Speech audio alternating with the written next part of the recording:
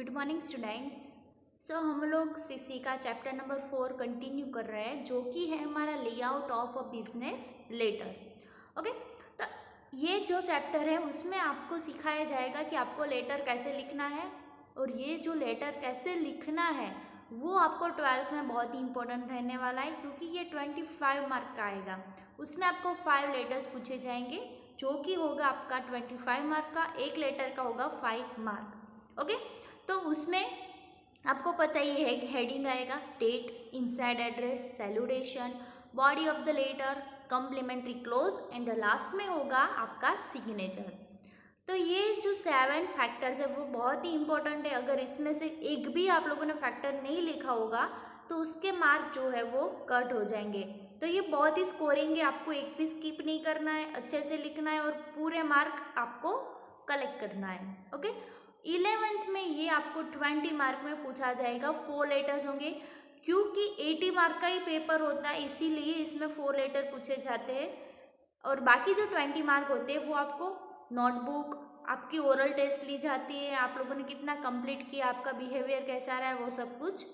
तो उसमें से आपको 20 मार्क्स मिलते हैं, और बाकी के 80 मार्क्स है वो आपके रिटर्न होते हैं। तो आपको पता चल गया कि ये जो लेटर लिखने का तरीका है ये इस चैप्टर में से हम लोग सीखेंगे, और नेक्स्ट चैप्टर में है वो हम लेटर कैसे लिखते हैं वो ही लिखेंगे डायरेक्ट। तो यहाँ पे आपको पहले समझ लेना है कि हेडिंग में क्या आएगा, date, inside address, salutation, body of the letter, complimentary close and last में होगा आपका सिग्नेचर। चलो आगे कर पढ़ते हैं। यहाँ पे आप देख सकते हो कि हेडिंग जो है वो बीच में है, देन राइट साइड पे होगा email and date, left side पे आएगा phone number, inside address, salutation. Salutation में आपको पता ही है, डियर सर, रिस्पेक्टेड सर, वो सब कुछ हम लिखते हैं। हेडिंग में क्या आएगा, कंपनी का नेम होगा वो बीच में आएगा, and then after we will write company address. Okay, और यहाँ पे आप या फिर सेंडर्स एड्रेस भी लिख सकते हो, यानी जो सेंड कर रहा है उसका एड्रेस। एंड इनसाइड एड्रेस है, उसमें आपको क्या लिखना है, रिसीवर्स एड्रेस, यानी आप लेटर किसको सेंड करना चाहते हो उसका address. Phone number and email ID है, वो आप लिख रहे हो जिस कंपनी का है, जिसका नेम लिखा है उसके हिसाब से, उसके रिलेटेड ही आपको ईमेल आईडी लिखना है। एंड फ़ोन नंबर तो आप कोई भी लिख सकते हो, डजेंट मैटर। डेट है, डेट जिस दिन पे आप लेटर लिख रहे हो उस दिन की तारीख आपको वहाँ पे लिखनी है। देन आएगा सब सैल्यूटेशन, वो तो आप लोगों ने पता चल गया, डियर सर और रिस्पेक्टेड सर और मैडम। फिर आएगा body of the letter. Body of the letter में 3 पैराग्राफ है, वो कंपलसरी आपको वहाँ पे लिखनी ही है। फर्स्ट होगा इंट्रोडक्टिव पैराग्राफ, जिसमें आपको क्वेश्चन दिया है उससे रिलेटेड वहाँ पे इंट्रोडक्शन देना है कि आप किसका बिजनेस करते हो, कितना कमाते हो, आपको क्या चाहिए, यानी किस लिए आप लोगों ने लेटर लिखा है, वो सब कुछ आपको इंट्रोडक्शन वहाँ पे लिखना है। देन आएगा मिडल पैराग्राफ। मिडल पैराग्राफ यानी वहाँ पे आपको क्वेश्चन में जो क्वेश्चन पूछा गया है उससे रिलेटेड वहाँ पे आपको लिखना है, वो पैराग्राफ। एंड थर्ड है कंक्लूडिंग पैराग्राफ, यानी वहाँ पे आपको लिखना है कि हो सके उतना जल्दी रिप्लाई देना, वो सब कुछ। तो ऐसे 3 पैराग्राफ आपको लिखने हैं, 2 नहीं लिखने हैं या फिर 4 नहीं लिखने हैं, 3 लिखने हैं। फिर आएगा कम्प्लीमेंट्री क्लोज, यानी thank you sir, yours faithfully, yours sincerely, वो सब कुछ। एंड लास्ट में होगा आपका सिग्नेचर। अगर आपने खुद का नेम नहीं लिखा है तो हेडिंग में आपने जिसका भी नेम लिखा है उसका नेम लिख कर वहाँ पे सिग्नेचर आपको कर देनी है। आ गई बात समझ में?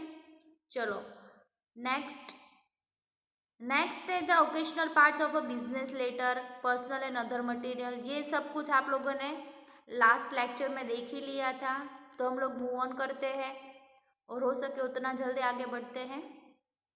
चलो डिटेल्स में क्या है, हेडिंग है एंड लेटर हेड है।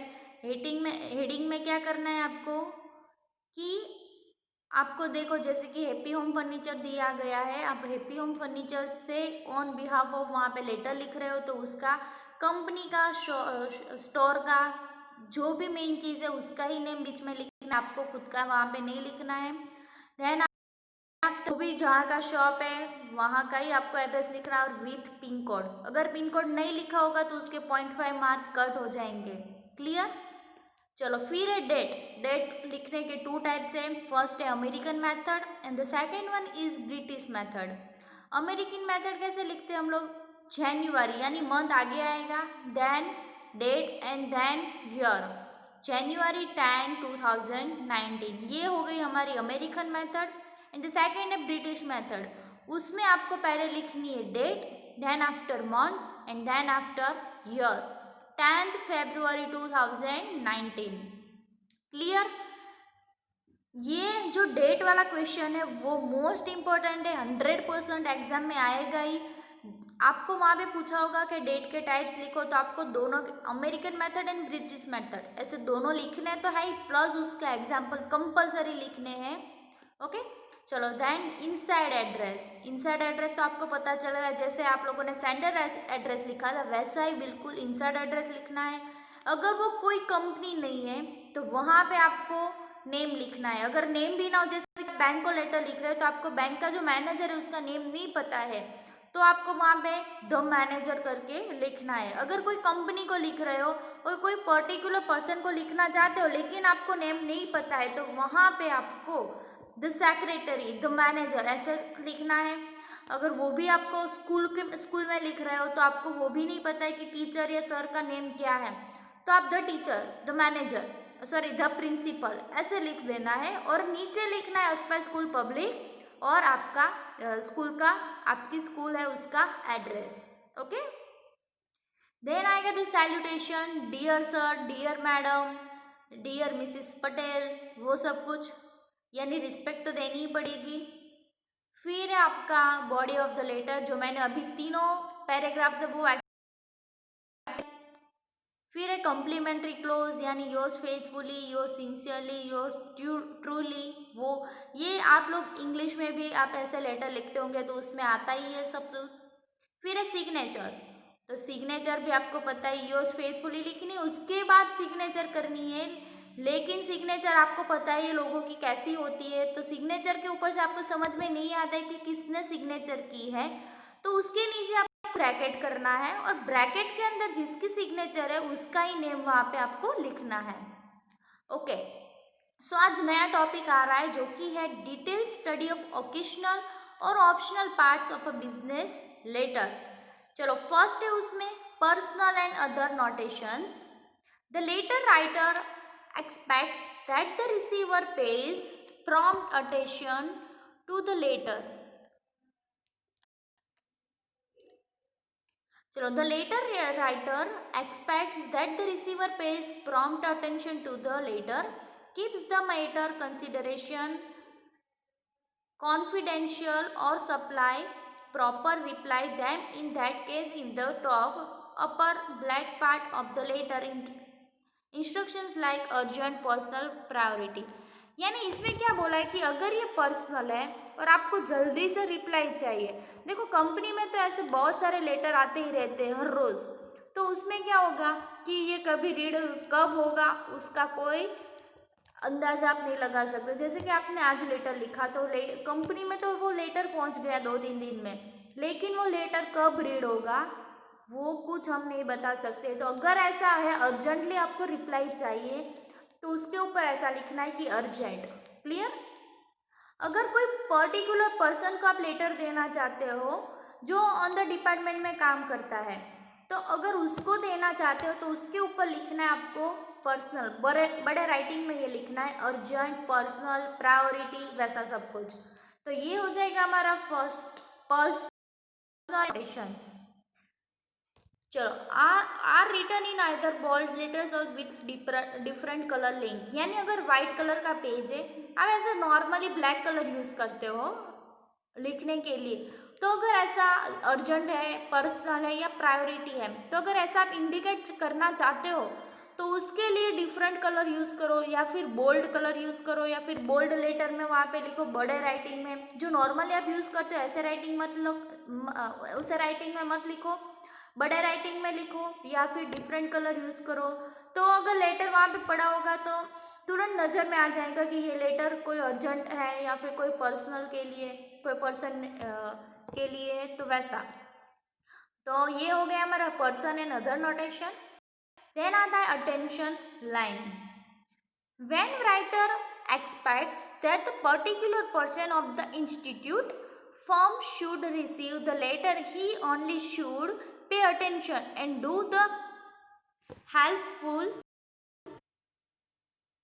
needful then the name of the person is mentioned as a part of attention line. यानी अटेंशन, आपको पता है कि हर पर्सन को अटेंशन चाहिए, तो ऐसा भी आपको जो लेटर होता है उसमें भी ऐसा अटेंशन लाइन लिखने की आएगी। अटेंशन यानी कि जब भी लेटर आप लिख रहे होते हैं तो उसमें एक ऐसी लाइन होगी जहाँ पे अगर उसके जो रीडर है उसके पास ज़्यादा नहीं होगा तो सिर्फ वो अटेंशन लाइन रीड कर देगा ना, तो भी उसको समझ में आ जाएगा कि ये लेटर है, वो आप किस लिए लिखना चाहते हो, आप क्या एक्सप्रेस करना चाहते हो। तो ऐसी अटेंशन लाइन आपको ऐसी लिखनी है कि जिससे समझ में आ जाएगा कि ये लेटर किस लिए लिखा गया है या फिर वो लिखने का ऑब्जेक्टिव क्या है। ओके, चलो एज एग्जाम्पल देख लेते हैं। The manager Anant trading company Ahmedabad. Manager है लेकिन उसका नेम क्या है वो हमको नहीं पता, इसलिए हमने वहाँ पे क्या लिखा है, द मैनेजर। उसके बाद लिखा है कंपनी का नेम और सिटी है Ahmedabad. For the attention line for the attention of Shri Amrendra Pargi और अटेंशन श्री अमरेंद्र पारगी। ऐसा अगर आपको अटेंशन देना है कोई पर्सन के लिए तो आप ऐसा लिख सकते हो, या फिर आपको कुछ एक्सप्रेस करना है 1 या 2 लाइन के अंदर तो अटेंशन लाइन में आप वो वहाँ पे लिख सकते हो 1 या 2 लाइन में। तो ये सेकंड हो गई हमारी अटेंशन लाइन। चलो देन थर्ड है subject line. The subject line indicates the purpose of writing a letter. Subject से क्या हो जाएगा कि आपका जो सब्जेक्ट है, आप लेटर लिख रहे हो उसका मेन सब्जेक्ट क्या है वो आपको बताना है, तो सब्जेक्ट लिखना है, उसके बाद आप क्या एक्सप्रेस करना चाहते हो वो वहाँ पे आपको लिखना है। उसमें अटेंशन जैसा नहीं है, शॉर्ट में नहीं आएगा, सब्जेक्ट तो आपका जो क्वेश्चन होगा ना वही आएगा वहाँ पे। This shows main theme of the letter. As example wholesale purchase of purchases and grocery, यानी आपको होलसेल में क्या परचेज करना है, पल्सिस एंड ग्रोसरी। क्लियर, वो आपको 100% क्वेश्चन में से ही मिल जाएगा। क्वेश्चन में आपको जो पूछा गया है वही आपको सब्जेक्ट में लिखना है, लेकिन डिटो टू डिटो वैसा नहीं लिखना है, कॉपी नहीं करनी है, थोड़ा वर्ड्स है वो चेंजेस कर देना, आगे पीछे ले जाने हैं और सब्जेक्ट में आकर वो लिख लेना है। तो ये हो गया थर्ड आपका सब्जेक्ट। देन फोर्थ है आपका enclosure. Papers containing papers containing connected information are enclosed in the envelope. This is called enclosure. यानी आपने लेटर तो लिख लिया, एक पेज का लेटर लिख लिया, लेकिन आप कोई डॉक्यूमेंट है या कोई फोटो है, कोई मैप है, वो आप अटैच करना चाहते हो तो वो तो लेटर में आएगा नहीं, आप वहाँ पे ड्रॉ तो नहीं कर सकोगे। तो उसके लिए आप क्या करोगे, अगर डॉक्यूमेंट्स है तो उसकी कॉपी जेरोक्स है वो आपको लेटर के साथ भेजनी है, तो वहाँ पे आपको एंक्लोजर है। लेटर के एंड में एंक्लोजर में जाके आपको एंक्लोज करके वहाँ पे लिखना है कि आपने लेटर के साथ क्या सेंड किया है। अगर आपने वहाँ पे डॉक्यूमेंट सेंड किए तो वहाँ पे लिखना है marksheet of this, copy of this, कुछ भी। अब वहाँ पे आप मैप सेंड करना चाहते हो तो एंक्लोज में जाके लिखना है कि गुजरात मैप, सूरत मैप, ऐसा कुछ भी। तो आप जो लेटर के साथ सेंड कर रहे हो ना वही वहाँ पे एंक्लोजर के साथ लिखना है। लेटर तो आप लोगों ने लिखा ही है, लेकिन जो साथ में सेंड कर रहे हो वही एंक्लोजर में सिर्फ लिखना है, और एंक्लोजर में जो लिख रहे हो वही आपको सेंड करना है। ऐसा नहीं है कि आपने सेंड कुछ और किया और एंक्लोजर में भी कुछ और लिखा है, ऐसा नहीं करना है। जो लिखा है वही सेंड करो और जो सेंड कर रहे हो वही एंक्लोजर में लिखो। ओके, चलो as a example enclosures total 3. First a copy of HSC mark sheet, then copies of mark sheet of 3 years of BCom यानी बैचलर ऑफ कॉमर्स, उसकी मार्कशीट आपने जेरोक्स करके वहाँ पे एंक्लोज की है। Third copy of BCom degree certificate. Degree certificate होता है आपकी, जब डिग्री आपके हाथ में आती है ना वो डिग्री सर्टिफिकेट, आप उसकी जेरोक्स साथ में सेंड कर रहे हो। Okay Then fifth one is carbon copy notation. The in big institution or government departments, it is very likely that two or more than two persons are involved in the process of drafting a letter. यानी जो बड़ी बड़ी institute होते हैं, government departments होते हैं, उसमें ऐसा नहीं होता है कि एक ही पर्सन लेटर लिखता है. वहाँ पे टू पर्सन या उससे ज़्यादा लोग बैठकर लेटर लिखते हैं. तो उस टाइम पे क्या होगा कि जब वहाँ पे कार्बन कॉपी है वो वहाँ पे चीज़ आएगी. It is right after signature besides the left margin. देखो एक आदमी लिख रहा होता है लेटर, तो उसमें क्या होगा, मैं जैसे कि मैं लिख रही हूँ तो मैं मेरा नेम लिखूंगी रुतवा पटेल. लेकिन अगर मैं 3-4 लोग हम लोग साथ में बैठकर लेटर लिखेंगे तो उस टाइम पे सभी का नेम लिखने जाएंगे क्या? नहीं, उस टाइम पे हमको सभी का नेम नहीं लिखना है. अगर 3-4 मैंने तो बोला है, अगर 50 लोग बैठकर मीटिंग करते हैं और सब लोग साथ में बैठकर ही लेटर लिखते हैं तो 50 लोगों का नेम लिखोगे या फिर लेटर वहाँ पे आप लिखोगे? तो वहाँ पे आपको सभी का नेम नहीं लिखना है. यहाँ पे देखते हो अंदर क्या बोला है, देखो it is right after signature beside the left margin. तो उसमें आपको देखो नीचे एग्जाम्पल में बोला है एच डी पी जे आर टी, यानी आपका जो फुल नेम है उसको शॉर्ट में कर देना है. जैसे कि रुतवा रमणीकलाल पटेल, तो RRP ऐसे शॉर्ट में बना देना है. वहाँ पे जो सिग्नेचर है उसके नीचे लेफ्ट मार्जिन में जाके वहाँ पे आपको लिखना है. The person dictating the letter and the one typing it are mention separate by colour. यानी आपको सेपरेटली वहाँ पे आपको दिखाना है और उसके लिए अलग कलर भी आपको यूज़ करना है. और जैसे कि यहाँ पे अलग कॉलम है या स्लैश, ऐसा भी आपको यूज़ करना है. Clear? Here it is understood that H.D. Pather has given the dictations of the letter. The one having initials G.R. Tadvi has typed it. यानी यहाँ पे समझ में आ जाएगा कि यहाँ पे जो लिखा है, जिसने लेटर लिखा है, बहुत सारे लोगों ने मिलकर ये लेटर तो बोला ही था कि यहाँ पे ये लिखो वो लिखो, लेकिन जो टाइपर है तो उसका नेम आपने वहाँ पे शॉर्ट में लिखा है तो वो लोग समझ जाते हैं, उसमें कोई आपको दिक्कत नहीं है. लेकिन ये यहाँ पे 11th में समझने के लिए ये वाला सारे जो आपको यहाँ पे बोले टाइप्स, वो सब कुछ समझने के लिए वो आपको 12th में या 11th के लेटर में आपको कहीं पे भी ऐसा कुछ भी लिखने को नहीं आएगा. ये जो सेकंड चैप्टर है ना, मैंने जो डेट वाला बोला ना, वही एक क्वेश्चन है जो मोस्ट इम्पोर्टेंट है. बाकी के सारे तो आपको सिर्फ समझने के लिए ही है.